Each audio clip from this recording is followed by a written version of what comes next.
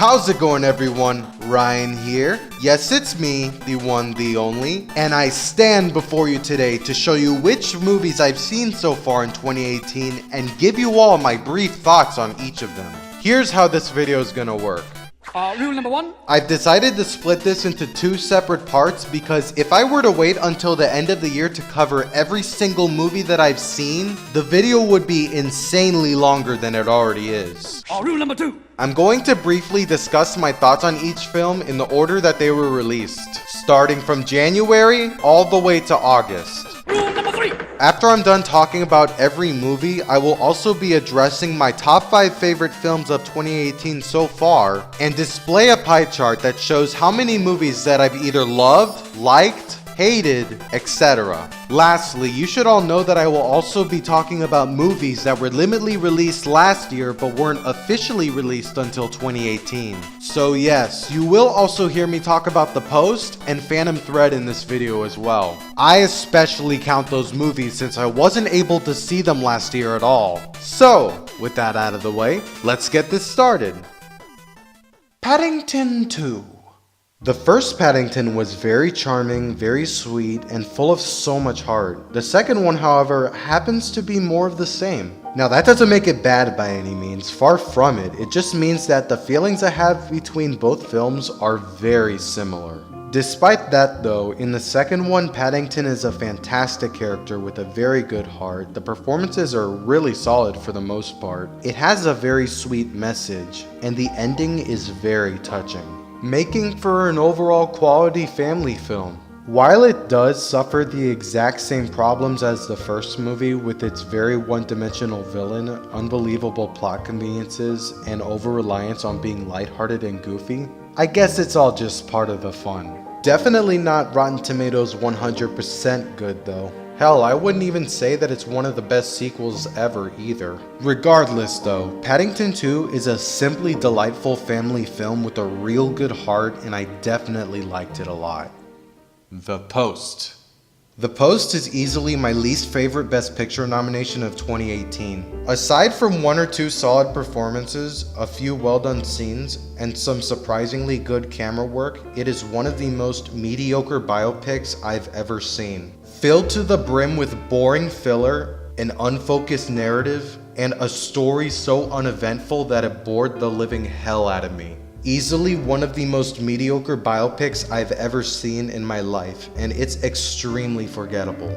I don't think it's bad by any means, I just think it's a very lackluster movie. Needless to say, this film was extremely meh. I was told that Steven Spielberg rushed this movie into development, and it clearly shows. Phantom Thread. I have honestly been very conflicted with this film. What I really loved about Phantom Thread was how lovely the cinematography was. The performances were overall fantastic as well. The score is so beautifully crafted and is one of the best musical scores I've ever heard this year so far. Not to mention its fair amount of very well done scenes. The twist of the toxic relationship was actually a pretty damn good idea for the film as well. However, the twist honestly felt like it had no build-up whatsoever. Honestly, same can be said about the entire film because Phantom Thread had no build-up whatsoever, at all. The story itself is very repetitive. Certain scenes drag out for far too long with very little payoff. And the characters just feel so inconsistent in regards of its narrative. Despite my number of gripes with Phantom Thread though, I did still like the film overall. And there is a lot to appreciate despite its many faults. Also, is it just me or did Phantom Thread really remind me of The Beguiled a couple times? I just wanted to know if anyone else got that feeling from the film because I certainly did. Maze Runner, The Death Cure. So this was actually the first movie I watched this year. When it comes to the Maze Runner series, it is easily one of the best YA franchises I have ever seen. That might not be saying much considering the genre, but the Maze Runner trilogy started off so well and has gotten consistently better with each installment. And when it comes to Maze Runner The Death Cure, it is the most ambitious, emotional, and engaging of the 3 movies. Without a doubt, the strongest of the trilogy. With its enormous amount of stakes, rich character development, a very well executed plot, amazing action scenes, beautiful locations, and a suspenseful ride from beginning to end, this film was such a fantastic conclusion to the story and its characters. Now, there are some things that happen in the movie, as well as things that characters figure out in the movie that at times aren't very believable, as well as some things that do happen that come completely out of nowhere. And some characters sometimes do things that feel kind of forced. Aside from that, I absolutely loved this movie. If you loved the last two movies like I did, I honestly can't see how you won't love this one either. Black Panther. This is the best MCU movie I've seen since Captain America Civil War, which is my favorite superhero movie of all time. The story is extremely compelling, emotional, and full of so many themes that are all so amazingly executed. And the performances are just all fantastic across the board. All of the characters are just so complex, very well fleshed out, very well realized, and have such amazing character growth. Chadwick Boseman was just born to play Black Panther. He is just so good that I honestly can't see anyone else as the King of Wakanda. Michael B. Jordan as Eric Killmonger is surprisingly one of the best MCU villains I have seen in a long time. The supporting cast is freaking awesome. The action and visual effects kick so much ass. And Wakanda is just so beautiful and so immersive that it made me want to live there myself. Aside from a somewhat slow first act and some spotty CGI scenes, this is one of my favorite superhero movies ever made. Wakanda Forever. I adored this movie very much. This is one of the few instances where I completely forgot that I was watching a superhero movie because it just stands on its own so well. Annihilation. Annihilation is a very gorgeous looking sci-fi film. With its very creative environments, excellent performances, fantastic score, and is full of intense moments, there is a lot of great things that this film has to offer, which is really disappointing when you compare all those great things with its story and characters. Its story tries to be so thought-provoking and deep when it barely has a clue on what it's really trying to say. And its character development? Aside from Natalie Portman's character that gets some decent development, everyone else is barely fleshed out and very bland. While I do think that Annihilation was a letdown that could have been so much more, I did end up liking it nonetheless, for all the great things that it had to offer. Love, Simon. Love, Simon is a very sweet and touching movie that has a lot of heart. For the most part, the performances are very good, the writing is pretty solid, the second half is exceptionally well done, and Simon is a very relatable character who is very easy to connect to. However, it's not without its flaws. There are some predictable cliches, a few painfully stereotypical characters, and at times it does feel like a high school movie that was made for TV. So while I wouldn't say that I love Simon, I liked Love, Simon a lot. Ready Player One.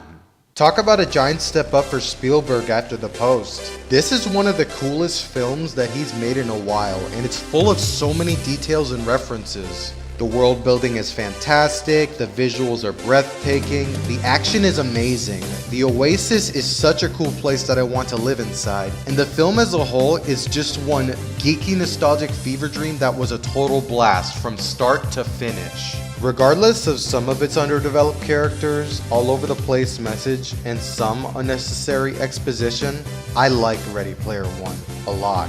And it's certainly one of Spielberg's best films in a while, if you ask me. A Quiet Place. So guys, the reason why I'm whispering right now is because I will die if I make a sound while talking about this film, so bear with me.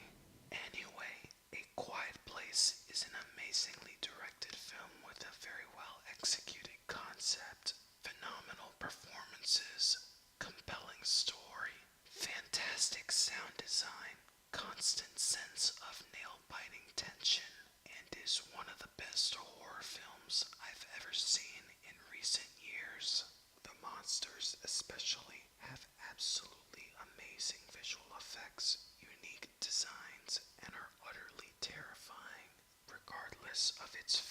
false jump scares, and dumb character decisions. I adored this film very much, and I could not recommend it enough. Do yourself a favor and check this one out.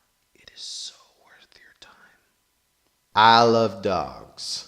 One of the most unique and artistic animated films that I've seen in recent years. Isle of Dogs has such an amazingly executed story, fantastically fleshed out characters, complex themes, excellent script, incredible score, beautifully crafted stop motion animation, and is without question the best animated movie that I've seen in a while. Now, there are a few plot conveniences as well as some characters that don't get as much screen time as you'd expect. Aside from that, this is one of the best and most original animated movies that I've ever seen, and I absolutely adored it. If you for some reason haven't already checked this film out, change that immediately. It's unlike any other movie that you've ever seen. Avengers Infinity War. Where do I even begin with this movie? I guess I'll start by saying this right off the bat. I don't care what anyone says, but Avengers Infinity War is the Empire Strikes Back of superhero movies. It takes a lot more risks, it has a darker tone, the stakes are even higher than ever before, making for one of the most epic and emotionally nerve-wracking superhero movies that I've ever seen. It's among one of the best superhero movies of all time, with its ability to balance multiple storylines in such a fantastic way that flawlessly intertwines with the whole film. Very well fleshed out characters, underlying themes, amazing execution, phenomenal performances, visually stunning action and effects, and is one of the most exciting, epic, emotional, ambitious, and amazing movies that I've ever seen in my life. Thanos is one of the most fleshed out, complex, and intimidating villains I've ever seen in a movie, and I can't wait for him to return in the second part as well as everyone else. All there's left to say is, the Russo brothers did it again. They made 3 masterpieces in a row in the MCU so far, and I couldn't be more excited for part 2 of Infinity War. While I do think that Civil War is slightly better, that still doesn't change the fact that I utterly adore Avengers Infinity War. I'd definitely say go see it, but chances are that you already have. Deadpool 2.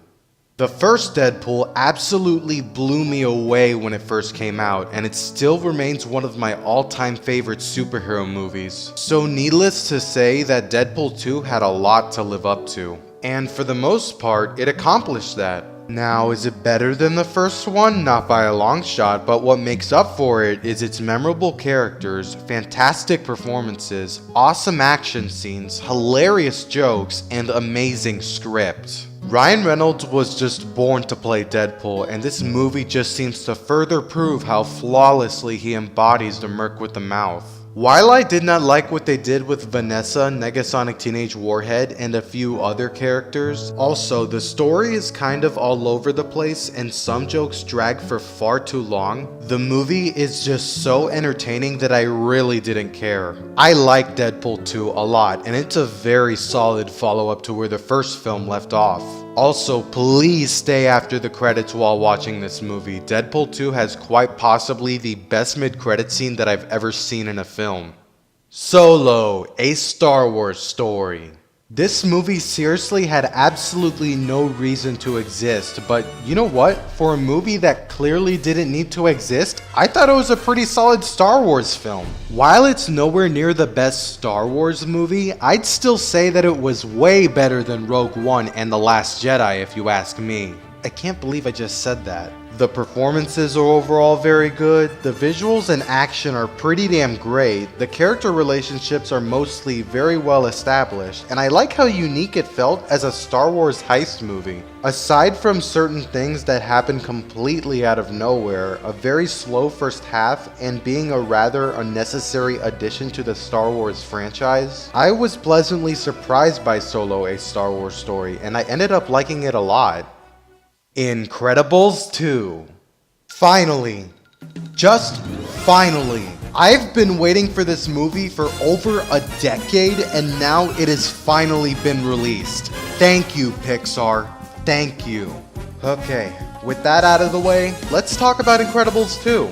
The Incredibles has got to be not only one of my all-time favorite animated movies, as well as superhero movies, but also one of my favorite films of all time as well. So needless to say that I was very excited when I first heard that they were finally making a sequel. And I gotta say, this was a great follow-up to the first movie and does a fantastic job capturing the essence of it. It has amazing animation and action scenes, excellent voice acting, lovable characters both old and new, and further fleshes out the Parr family while pushing the story forward from where it left off. Even if the villain was a massive step down and the character development as well as the climax isn't quite as strong as before, I still overall loved Incredibles 2, and I do hope that they make a third one while they're at it.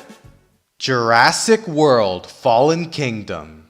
I remember how blown away I was and how much fun I had back when I first saw Jurassic World in theaters. I still enjoy the hell out of that movie to this day, and despite its flaws, I think it's an awesome and thoroughly entertaining dinosaur movie. Jurassic World: Fallen Kingdom, on the other hand, took almost every single aspect that I loved about Jurassic World and even the first Jurassic Park movie and dumped a huge steaming pile of dinosaur shit on it. Aside from an entertaining first act, some well done scenes, great CGI, and Chris Pratt, the entire plot is mostly copied and pasted from the worst Jurassic Park movie that came before it. The majority of the characters are either unlikable, stereotypical, idiotic, or even a combination of the three, and it's one of the most boring, stupid, and pretentious films that I've ever watched in a long time, making it easily the worst movie in the Jurassic Park franchise to date.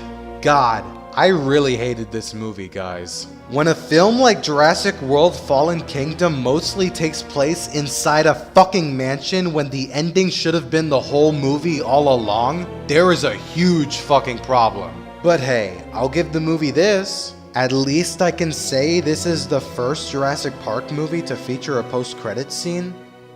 Yay. Ant-Man and the Wasp.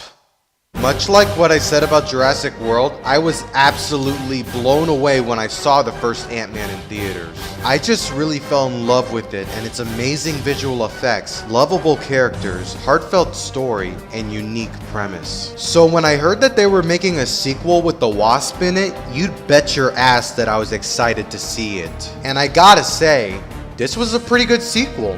It's nowhere near as awesome as the first Ant-Man, but what makes up for it is how thoroughly entertaining it is, its great performances, hilarious dialogue, amazing visuals and action, and the direction that it took its story. The story in Ant-Man and the Wasp felt like a perfect way to follow up the first movie and was mostly very well executed. However, the story does get somewhat convoluted at times, especially with its villains, when I feel like that it should have been a lot more focused. There are also some things that don't make a lot of sense, and the movie does play almost everything too safe. Aside from its flaws though, I did like Ant-Man and the Wasp a lot, and I can't wait to see more of Scott, Hope, and the rest of these characters.